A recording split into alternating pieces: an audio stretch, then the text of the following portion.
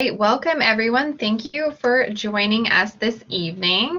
We're so happy to have you with us for our first live session of our live series. I'm going to get my students to turn on their camera for me, and we will get started shortly. So thank you for joining us. My name is Erin. I'm the Student Recruitment Officer for UBC Engineering, and today we're going to talk all about what it's like to be a woman in engineering. Yesterday was International Women's Day, and I think it's so important to really promote women in engineering. I know that UBC Engineering is striving towards that. We have been kind of close to the 30% for the last few years, and we're trying to break that 30%. And it's something that Engineers Canada has been working towards as well, and we think is really important because representation does really matter in engineering. But that's not the only thing we'll talk about. We'll cover a little bit about kind of the transition into university, finding your community, and so much more. So please feel free to comment throughout the session with any questions that you might have. We are going to try and stay on topic to kind of, like I mentioned, being a woman in engineering, finding your community, transition to university, and things like that. If you haven't used Collaborate before, great, I'm going to show you around. So in the bottom right-hand corner, you have a purple tab. If you click on the purple tab, you should see a chat bubble, and in the Everyone chat is where you can ask your questions. Now, we are recording the session, so we will read your question out loud, but we won't see you on the recording, and we won't see your chat question itself on the recording either. So just wanted to let you know about that. All right, so I have two current students with me today. I'm going to get them to introduce themselves. So Eve and Karolina are here to share their experiences with you. Eve, would you like to introduce yourself first?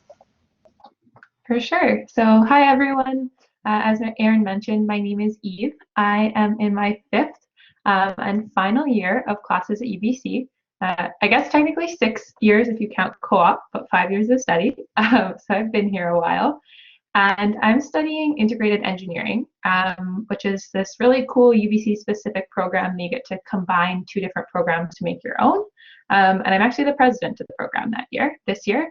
And I guess something kind of cool about me is that I grew up in Saskatchewan and I moved to UBC to go to school here without knowing a single other person. So I have a little bit of experience kind of finding your group here at UBC. Awesome. Thank you so much, Eve. And Karolina, if you could introduce yourself. Yeah, hi everyone. I'm Karolina. I'm a first-year pre-biomedical engineering student here at UBC. So I haven't actually declared my major yet, but I'm looking into continuing biomedical engineering. And a fun fact about me would be it's very different, but I have 5 middle names. So yeah. Interesting. I did not know that. Well, welcome to both of you. And Karolina, you made a significant move to come to UBC as well. So we have some great experiences that you can both chat about. So welcome.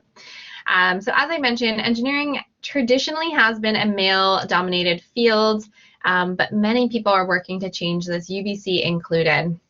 We know that we need more women engineers in the world, and having more women and underrepresented populations mean that teams of engineers will be better equipped to solve problems that really solve the issues of our entire world's population and not just half of the population. So I'm often asked questions about what experience a girl coming into engineering might have. And so this is kind of our first session of the year to help answer those questions. We, like I said, are close to this year coming in. We had about 28% women. We've kind of been close to that 30% number for the past few years. And it is one of the highest percentages of most institutions across the country. A lot are kind of close to us, but we're proud to have kind of one of the highest numbers. And I do want to mention that we're doing this for incoming students, but the admission process is gender blind. So really our initiatives with UBC Engineering are to target more applicants to the UBC Engineering program, because when it comes to admissions is looking at everything you've submitted, your personal profile, your grades, all of those sorts of things, but they don't know who you are when they're reviewing it. So that process is totally gender blind. And that means that girls coming into our program are just as qualified as any of their male counterparts. We do hope every girl that comes into engineering at UBC feels welcome, and hopefully you'll learn a little bit more today about how the program and how students are able to ensure that welcoming feeling. So again, if you do have any questions, please feel free to put them into the chat. Again, you can get to the chat by clicking on the purple tab in the bottom right-hand corner and clicking on the chat bubble, and you can ask your questions there. But I also have some questions based on what I normally get asked by students that I'll be asking Eve and Karolina to get us started. So I want to know a little bit more about what your experience coming into engineering as a girl has been like. So Karolina, if we could start with you. Yeah, for sure. So I wasn't actually set on going into engineering until around halfway through my grade 12 year, or just before like applying. So I really always, like from the beginning, knew I wanted to do something that would make a positive impact in the lives of others. And so after talking to upper year students or like university students as well as mentors, I realized engineering was for me. I find that I've had a positive experience in engineering and with the transition into engineering, as there's so many different groups that you can join or people you can talk to who are either upper years or people working in industry who are women in engineering, who can really relate to that experience and who just will be there to support you. So I've had a really positive experience in engineering, and I've found a lot of women who are also studying in my classes with me and just mentors who I can also talk to. And Eve, if you'd like to share your experience as well. Yeah, my experience is actually pretty similar to Karolina. I didn't really decide until halfway through grade 12, and then I was like, I'm going to do engineering, and I'll be honest, I didn't know a whole lot about it. So coming to UBC was a lot of new things, but one of the first things that struck me was how many people reached out to get to know me, whether it was on social media groups or in person. It seemed like everyone wanted to know who I was, and the longer I've been here, many people have reached out and want to see how they can help you succeed and kind of reach the things that you want to do. And a lot of those have been older female mentors. A lot of those have been male mentors who are like, who have the same experience and who understand and wanted to support my growth. I definitely was a little taken aback in my Imagine Day session because I was the only girl, but all of those people were very friendly, and I'm still very close with all of them today from that kind of first interaction group that I ever made. So it was a little bit daunting, but it was positive all around. Awesome, and that kind of leads into my next question. So I do get asked often, like, are you going to be the only girl in all of your classes? And so Eve, maybe that was would have been an interesting experience at Imagine Day, but was there ever a time where you showed up to your class and you were the only girl? No, I would say I've not ever been the only one in my entire class. Sometimes I've been the only one in my group in a couple of instances, and when you get to upper years or when you get to kind of smaller lab sections or classes, sometimes you're maybe one of two or three. And usually by that time, you probably know the other girls in the class in that case, at least I always have. So never been the only one. That's pretty, sometimes you're one of few, yeah. Mm-hmm.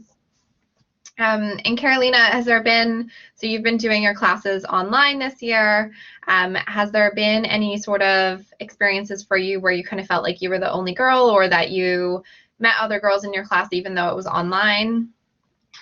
Yeah, so I've actually noticed that I'm in a lot of big classes, so classes of 200, 300 people, and in none of those classes have I ever been like one of the only girls. There's actually quite a few, but even in my smaller classes or like tutorial sessions, I'm generally one of many, and I've found that even in the group projects that I've been placed in, those I've generally been one of two or three amongst maybe 6 or 7 people in the group. So it's actually been a really good experience to actually be surrounded by other women, even in the smaller situations. Awesome, thanks. And so kind of both of you kind of alluded to this a little bit before, but what are some things that you might have got involved in when you first came to UBC to help you find your community? And Eve, maybe you want to start with that.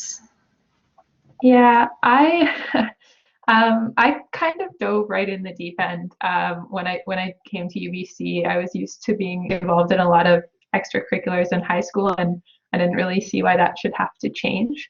So when I first came to UBC, I signed up to run for first year council with one of my friends, and that was kind of my first taste to student government and kind of the community that exists there. And I fell hook, line, and sinker because I've been involved with it every year since. But I was also lucky to meet people who brought me into the engineering sorority as well as to an engineering design team. And both of those experiences helped me find different people to connect with in different ways. So within the sorority, I found a group of older females who had gone through a lot of the things that I was going to go through in my degree and who I still reach out to for support and guidance when I need it. And with my design team was someone that was a mix of different people who all had this same passion to design something and work. And so that's something I think that I would suggest to a lot of people is that like you'll probably find many different communities at UBC for like lots of different aspects of what you're interested in and for different parts of your journey through there. And then I always say that I really found my true people when I found my department because those are the people that you spend most of your time with in your degree. And those are the people that still to this day, those are the people I want to, let know when I did well on something or if I'm struggling, they help me out. So many different facets, but all of them are good, and I don't think there's a bad way to get involved in your first year. Awesome. And Karolina, do you want to talk a little bit about how you found some community this year? Yeah, so I found I was very nervous at first in terms of finding a community, especially considering everything was online. But right away, even once I had applied to UBC and gotten admitted, there was a really good community there on over the Instagram account where you could post your profile and meet people who were like you or had similar interests to you on the Facebook page. And they had a lot of different Zoom calls that were arranged. So you really got to meet your fellow classmates even before class had started. So I did make some friends before starting class in September, and then I found that Imagine Day and Jumpstart as a whole was a really good experience for me to connect with other people, learn more about them, and kind of start that transition into university with other people who are going through that same experience. And then so far in first year, I found that being in residence has really, really helped, as I found a lot of other women who are also studying engineering who I've had the chance to study with in like study lounges, and you can also do so over Zoom, like study dates and stuff like that. So it's been a really good experience of finding a community even if it's virtual. Awesome. Thank you both. And just a reminder to anyone in the session, if you do have any questions, to put them in the chat bubble. I do see that there is one question. I'm glad you can see us now, having some technical difficulties. This session will be recorded and posted to the first year Facebook group as well as the UBC Engineering YouTube channel. So you are welcome to check out anything that you might have missed. And it looks like you're interested in IGEN and wanting to know anything if you need to know anything in advance before first year. So I will just summarize that students coming into our first year program would start in what we call the foundational first year. And so even though you're in first year, you're not going to be in a specific program yet unless you are in the pre-biomedical STT, which Karolina is in. So she's still not in biomedical engineering yet, but she's taking a specific pathway that is giving her the prerequisite courses for the biomedical engineering program. And we'll be sharing more information about all of these pieces throughout the rest of the spring and summer. But basically what happens is at the end of your first year is when you'll select the program that you are most interested in. There is a second year placement process, which we'll be sharing more information about later this summer as well. And basically you are applying to the program that you want to go into. But maybe Eve, if you want to talk a little bit about IGEN and what makes it unique, because it is a program that not many students hear about. I love talking about IGEN, so yes. And as a general, if anyone ever wants to ask me questions, please just message me and I'm happy to do so. Yeah, IGEN is really quite unique in the sense that you learn about every different department. So we take courses from all of the different aspects, mechanical, civil, chemical, mining, you name it. And then we get to select our own major and minor courses from different departments to build your own degree. So I'm doing a civil major with a pipelines minor. You could do a mechanical major with an electrical minor. You could do a mining major with a civil minor. It's very, very open-ended. And we also get to do design projects every year of our own choosing instead of just in our final year of capstone. And a lot of people go into IGEN because they want to do entrepreneurial options.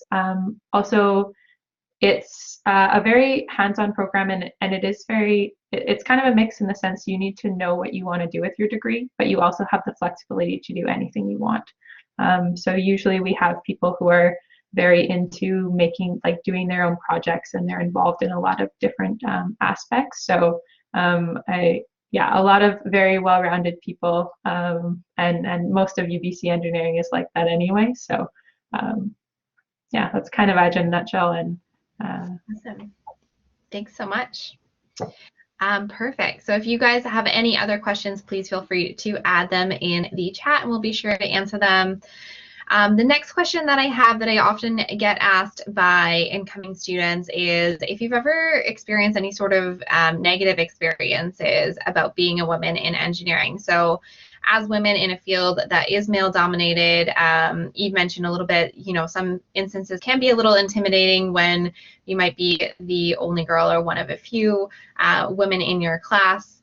But have there been any experiences that maybe have come up that either you've been supported through or that you've grown from or anything along those lines? I don't know who wants to go first. I can go. Really? Perfect. Karolina. Yeah, so I found so far it's been an overall good experience, but there are some few instances, especially in things like group work, when you're working on a project with other team members or things like that, where you are with other guys in engineering, and sometimes they just kind of have a certain view of your role in the team. And so I've found that often as a woman in engineering, they kind of assume you're going to be the note taker or you're going to be the one who's going to be doing a certain part of the project. But overall, it's something that is often easily resolved as you can openly discuss it, and if ever there's really an issue, there's always a good support system to go and talk to, so you can always go to talk to your profs or your TAs or whoever you feel comfortable with. So yeah, there are sometimes a couple occurrences of being a woman in engineering where it's not viewed in the same way, not positively viewed by your male counterparts, but in the end everything works out well. And I think because there are more and more of us who are entering engineering, it's becoming more normalized, and so it's not as polarizing of an experience. Awesome. Go ahead, Eva. I was going to say, I think you put that very well, that there's a chance you'll experience something like Karolina mentioned. I know I have before, and I've always been out of the mine, and something that's helped me is, and I'm sure you've done the same again, you can talk to someone, but honestly just standing up and kind of saying, fine doing this technical aspect, or you know what, no, I'm not going to do that, is usually all that it takes, and your team members are completely fine with that. It's very much like you are all accepted on the same merit. You all deserve to be there. So if it's something that you're interested in doing, then go for it and do it. But don't do it just because you think that you have to. I know that when I was in one of my work terms, I had a negative experience with someone I was working with on site. And I didn't know how to handle it off the start, and I don't think you ever really truly know kind of how to handle it. And partially, I wasn't sure if what was happening was something that was because I was a woman in engineering, or because I was, you know, a new intern in the group, or really if this is just how this individual interacted. And so I reached out to other females I knew, and then I reached out to my boss and just voiced my concern that I wasn't sure what this was about, but it wasn't something that I was comfortable with.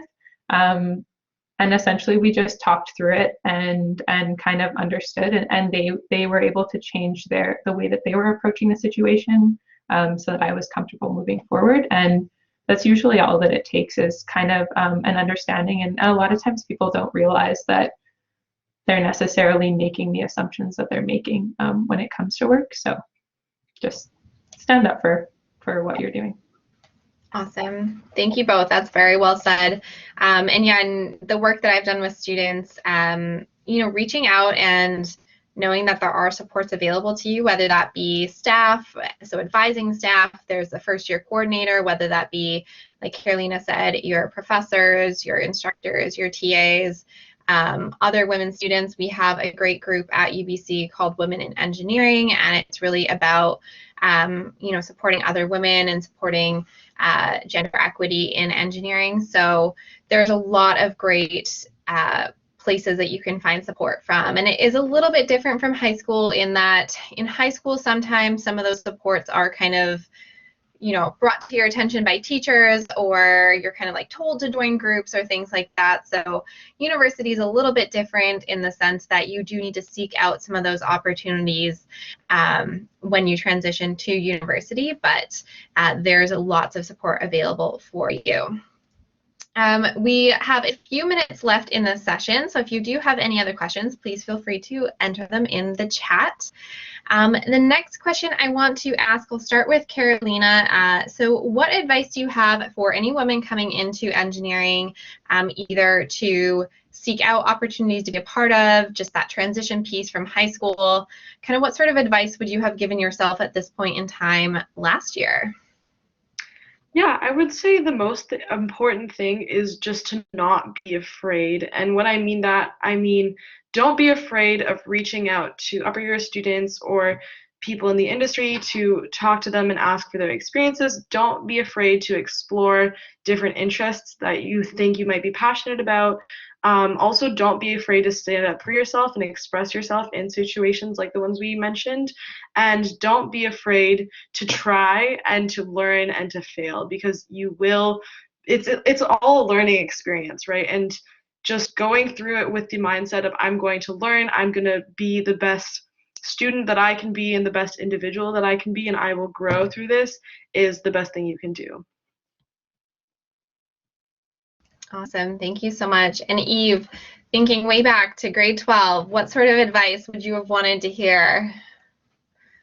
I think the first thing, honestly, is I wish I would have joined the social media things before I came to UBC, because I missed out on so many opportunities to get to know some of my classmates. So that would be the like for sure thing I would have changed. But my big thing, a lot of the things that Karolina said is that I was like reaching out to more people. Every female engineer that I reached out to, I think I'm still friends with now. Because we're all in the same boat. We just want to, you know, connect and meet more people. And that's really all it takes is hey, can I sit by you? Or hey, do you want to study together? And the kind of end is there. But I also just really encourage everyone to try different things, because you never know where you're going to find other people that have common interests or common backgrounds or anything like that. And in doing that, like if you can't find a community at UBC that exactly fits you, then make your own. Like university is this huge wide world of experience, and I fully believe you should try to do as much of it as you can. I've been here for 6 years, so obviously I'm a little bit biased, but yeah, and just reach out. Upper years want to help you and pass on all of their knowledge that they can. So they're one of the best resources we have. Thank you so much. And just adding on to that, so we do have the official UBC Engineering first year group for 2021-2022. So that is on Facebook. There's people joining it. That is really for you to use to ask questions to each other, to ask questions to upper year students. I'm on there as well, so if you have kind of more academic advising questions, I'm there to answer those. Things that you have to look forward to, there will be what's called the first year engagement group this summer. So last year we launched that, and it was just a way for incoming first year students to connect with each other virtually before getting to campus, and so that will be launching again likely in early July, so keep an eye out for some emails about that. And we'll have more of these live sessions coming up throughout the year. Basically about every 2 weeks or so there will be some sort of session you can join.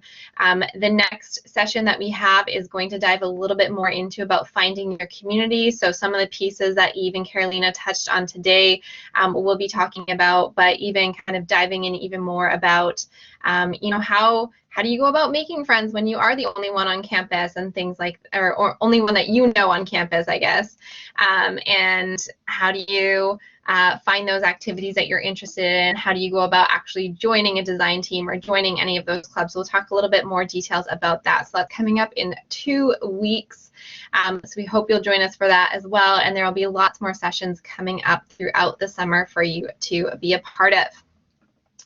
All right, so this is your last chance to post any questions in the chat because this kind of brings us to the end of our session.